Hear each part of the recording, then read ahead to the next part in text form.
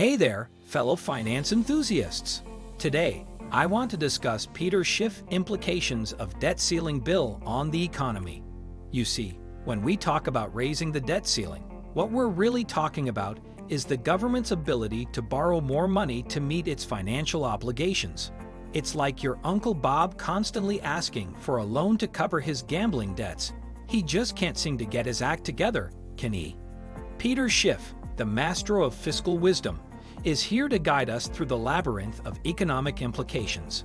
With his sharp wit and uncanny ability to predict the twists and turns of market trends, he's like the Gandalf of finance, leading us through the perilous journey of debt and financial woes. Are you ready? Join us on this captivating journey as we explore the fascinating world of Peter Schiff and the implications of the debt ceiling bill on our beloved economy. Are we going to have a recession? The question isn't, are we going to have a recession? The question is it going to be a depression? If we just get away with a recession, we're getting off easy. But I don't think there's any way that the payoff, or the payback rather, for over a decade of 0% interest rates and massive quantitative easing, I don't think we're going to get away with just a mere recession as a result of that. It's going to be a depression, and I think it will be worse than what is known as the Great Depression, the one that we experienced during the 1930s. Peter Schiff begins by posing a thought-provoking question. The question isn't whether we're going to have a recession.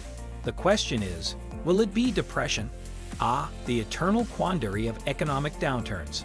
He suggests that a mere recession would be getting off easy, given the circumstances.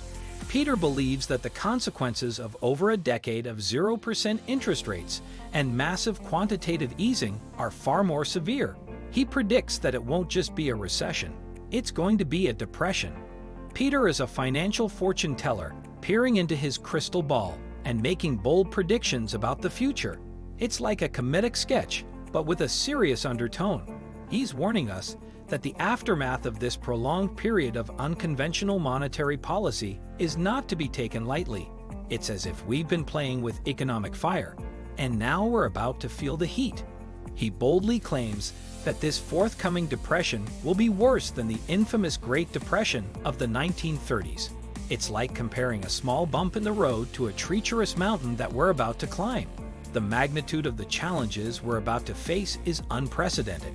It's an analogy that captures the gravity of the situation while adding a touch of vivid imagery to our understanding.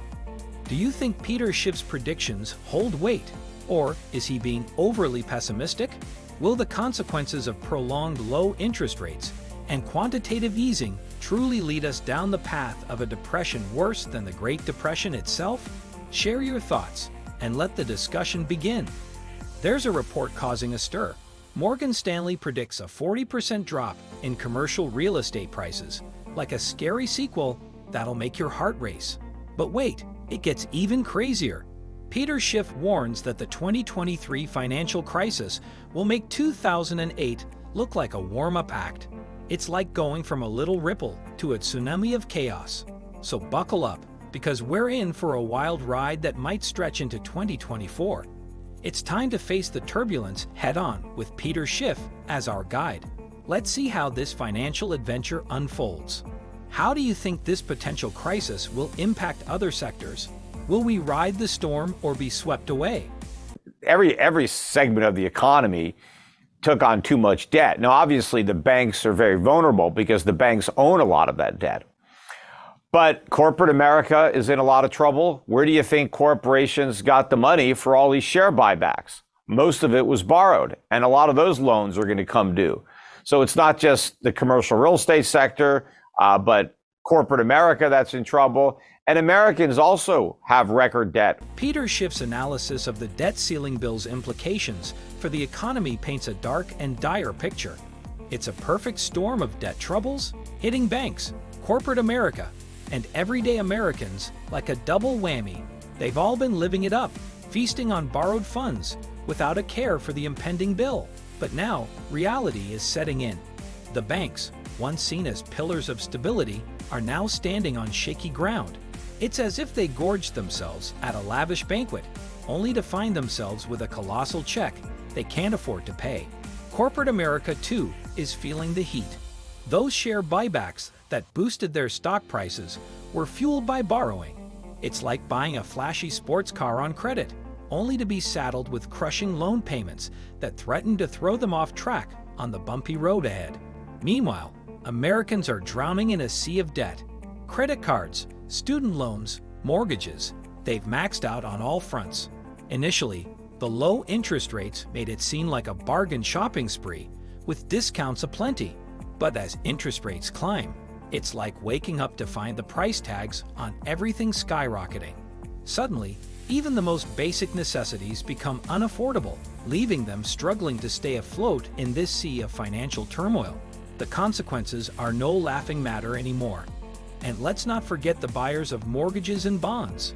Rising interest rates have hit them harder than expected, causing the metaphorical Jenga tower of their financial stability to wobble precariously. We're merely witnessing the tip of the iceberg when it comes to the devastating consequences that lie ahead. As we reflect on these somber realities, let's envision the economy as a colossal game of Monopoly. We've been carelessly splurging and borrowing without considering the consequences, but inevitably, we'll find ourselves mortgaging all our properties and being left with nothing to pawn. The time has come to ask ourselves, are we ready to roll the dice and face the music? The destiny of our economy lies in our hands, and it's up to us to make the right moves to secure a prosperous future.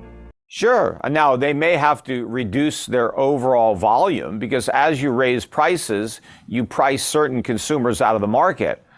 But companies have to operate at a profit. So maybe some of the marginal customers will drop off in a lower volume business, which means that those companies have to start reducing their overhead to start preparing for profitability with lower sales. And that's what's ultimately going to happen in the recession.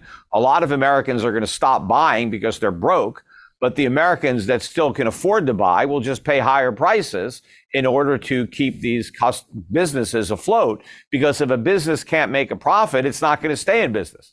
He points out that raising prices can lead to some consumers being priced out of the market. As a result, businesses may experience lower sales volume and need to reduce overhead to stay profitable. Schiff predicts that during a recession, many Americans will stop buying due to financial constraints. However, those who can afford it will bear the burden of higher prices to support struggling businesses. He concludes by emphasizing the importance of profitability for businesses' survival.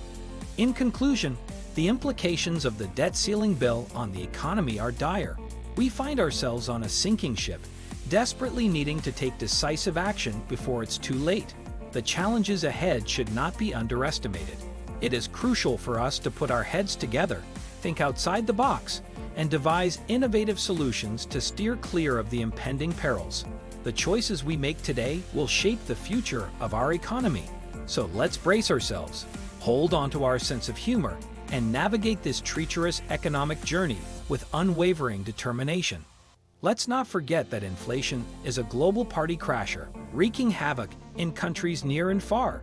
So, as we buckle up for this wild ride, let's find solace in the fact that we're not alone in this economic circus. It's time to gird your loins and prepare for the challenging times ahead, knowing that we're in good company. As we navigate through this madness induced by our dear government, let's keep our eyes wide open and our senses sharp. Prices may ascend like helium-filled balloons, but our determination to make shrewd decisions should stay rock solid. Together, we can outsmart the wily inflation monster and shield our hard-earned savings from its clutches.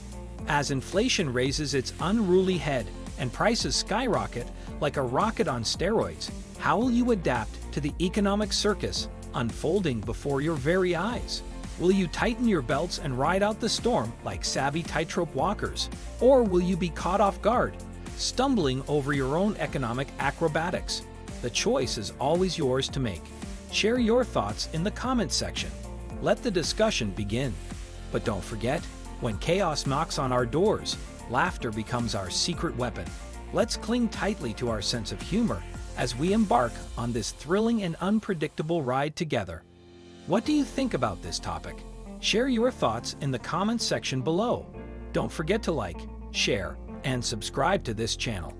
I'll see you in the next video.